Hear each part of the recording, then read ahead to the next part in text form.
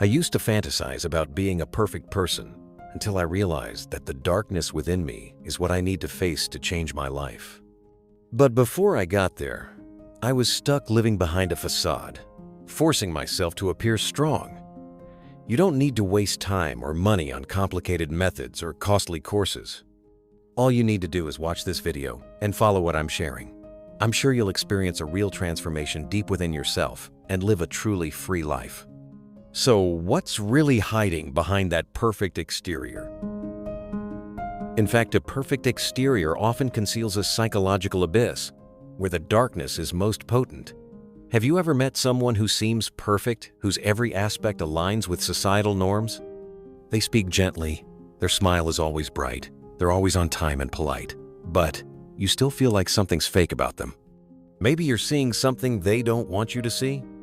These people create an illusion of perfection. They have no flaws, they seem invincible. But did you know? It's the suppression of their darkness, those dark parts they dare not face, that becomes a hidden danger within themselves, and you can feel it. Even though they don't say it, the fear of being judged and the need to avoid mistakes is what disconnects them from their true selves. They try to maintain this perfect image, even if it means suppressing their emotions, ignoring the real parts of who they are. They force themselves to be perfect, and eventually, they cease to be themselves, becoming just a perfect version society expects. Steve Jobs serves as a prime example. He demanded perfection, not only from himself, but from everyone around him. Jobs never showed any weaknesses, never allowed himself to make mistakes. Even when he was diagnosed with cancer, he refused treatment, simply because he feared it would ruin the perfect image he had built. He lived in the illusion that he couldn't show weakness, that he always had to be strong and perfect. And in the end, he lived alone, feeling lost. When we refuse to face the dark parts within ourselves, we unconsciously project them onto others, and we protect ourselves by criticizing others. As Carl Jung once said, "What you cannot face within yourself, you will project onto others." We judge others not because they truly have a problem, but because the shadows within us are yet to be healed. There's a saying, "What you hate in others is precisely what you're denying within yourself." Strange, isn't it? When we feel insecure, instead of facing ourselves, we keep denying the darker parts of who we are. And then we project it onto others. That's when we judge, criticize, and even become hostile toward them. But in reality, when we do this, we are the ones facing the things that haven't been healed yet. Imagine looking at someone and suddenly feeling uncomfortable. It could be the way they speak, their gestures, or simply just a look that makes you frustrated. Why is that? Are they doing something wrong? In fact, this discomfort isn't about them. It's a reflection of the parts you don't want to face within yourself. The fears, the flaws you've been trying to deny, are manifesting through others. When you judge them, in reality, you're facing the darkness within you without realizing it. A notable example of this is Jim Jones, the founder of the People's Temple, an iconic case. Jones, a man with an extreme lust for power, projected his desire for control onto his followers. And the result? Thousands of people paid the ultimate price for that blindness with their lives in the mass suicide of 1978. That was a tragedy. Jones inflated his ego to such an extent that he believed his power was absolute, and the darkness within him, the need for control, selfishness, made him unaware that he was the one causing the disaster for his followers. When we criticize others, the darkness within us takes over our words and actions. We don't judge them because they're wrong, but because we're unwilling to face our own weaknesses. It's truly painful, don't you think? So, the next time you feel the need to criticize someone, try pausing for a moment and ask yourself, does this have something to do with me? You'll be surprised to realize that the darkness within yourself is the true cause, but that's just the first step. When the social mask persona becomes the true self, people begin to lose their souls. We get lost in our own prejudices. Try facing the darker parts of yourself, because that's the key to your freedom and growth. Ask yourself the following. Are you living your own life, or are you simply playing a role you've created? persona, or the social mask, plays an essential role in helping us integrate and adapt to society. It allows us to take on roles that others expect, conforming to common norms and rules. However, when we become overly attached to that persona, when it becomes our sole identity, we are no longer ourselves. We become emotional zombies. The sense of helplessness grows when we ask ourselves, "Who am I?" amid the many roles we take on. Marilyn Monroe is an excellent example of the struggle between persona and true self. She built a sex bomb persona, but behind that exterior was a Norma Jean who suffered, was lonely, and full of inner conflict. She struggled with society's expectations of a beautiful, alluring woman, but couldn't fulfill that role without losing herself. Her true self was buried beneath the perfect image society expected. The tension between the image and the real person eventually led to her breakdown and, ultimately, her death. It serves as a painful testament to the destruction that comes from aligning too much with the persona. Monroe's story reflects the ongoing battle between the true self and the social self, a battle not everyone can win. Looking at Marilyn Monroe, we see the exhaustion and pain of living according to the societal model, forgetting that we also need to live for ourselves. Try spending a day where you don't say, "What should I do?" but only say, "What do I want to do?" Allow yourself not to be perfect, not to always play the role others expect of you. Listen to the voice inside you. Don't let the persona become a shell so rigidly that your ego expands and eventually turns into a ticking time bomb, as Carl Jung described ego inflation. When that happens, you are no longer yourself, just a reflection, a non-existent copy. Like someone who believes they are God, they will ultimately become the devil. Have you ever thought that your ego could grow so large that it severs your connection with reality? When that happens, we no longer view things through a lens of humility or self-reflection.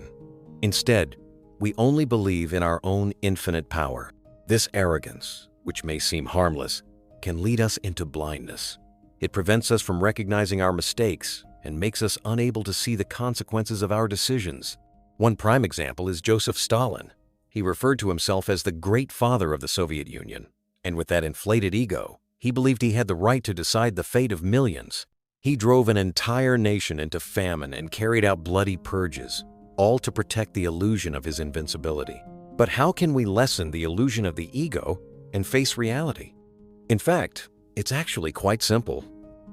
Try writing down 3 things you believe you're right about. Then, analyze and reflect on the negative impacts of those things you think are true. This is the simplest way to examine your ego. Humility and the ability for self-reflection not only help us recognize our weaknesses, but also act as a lifeline to prevent us from getting swept up in self-satisfaction. We must understand that the ego is not something that naturally appears. It often stems from unhealed wounds, fears, and insecurities we dare not face. And when the ego is wounded, it grows to protect itself, even through ruthless actions. But those very actions are the shortest path to collapse. Ask yourself the following: are you living your own life, or are you simply repeating the same old patterns? Repeating unhealthy patterns is an unconscious effort of the mind, like an attempt to fix the past. But instead of solving the problem, we inadvertently create a new cycle of pain. The wounds of the past don't disappear. They transform into new situations that keep us feeling stuck, and we ask ourselves, why do I keep going in circles? Princess Diana is a classic example of this pattern.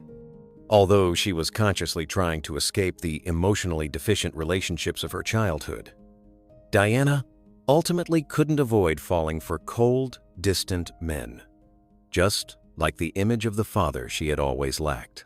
Even though she didn't want to repeat the past, she found herself in relationships that felt familiar, despite knowing that it would only bring pain and disappointment.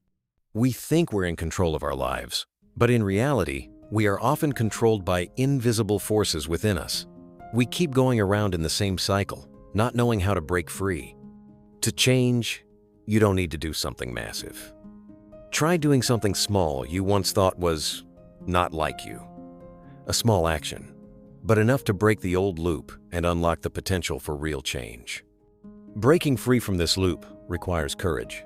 Courage to face the darkness within yourself, where Carl Jung said the key to freedom lies. Only when we accept and face that darkness, when we stop avoiding ourselves, can we stop the repetitive cycle and step into the light, completely free.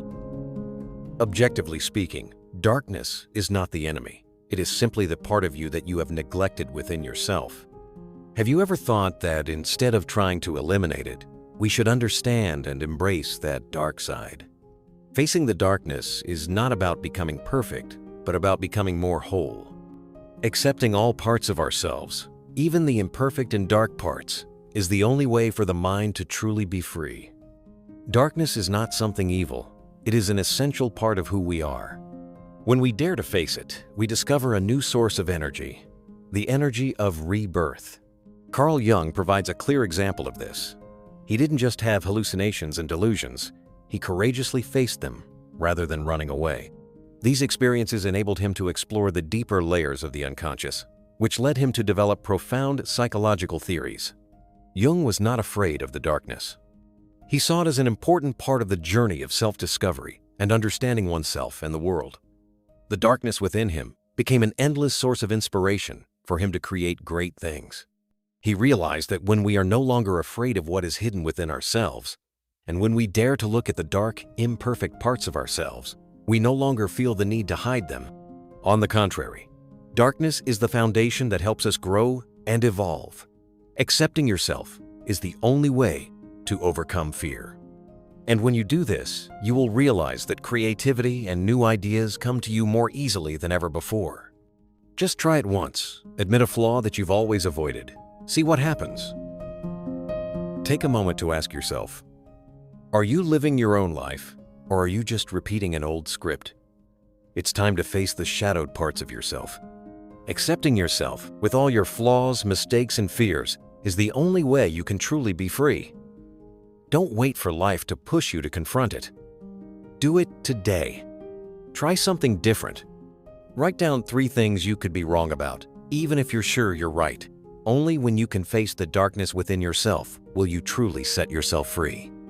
As Carl Jung once said, what you cannot face within yourself, you will project onto others. We cannot change the world around us without changing ourselves. Remember, darkness is not the enemy. It is the unexplored part of you. Be brave enough to face it, and you'll realize that within that darkness lies the key to your personal growth and freedom. This journey is not for the faint of heart, but the reward will be a life you've never dared to dream of, a life that is truly yours.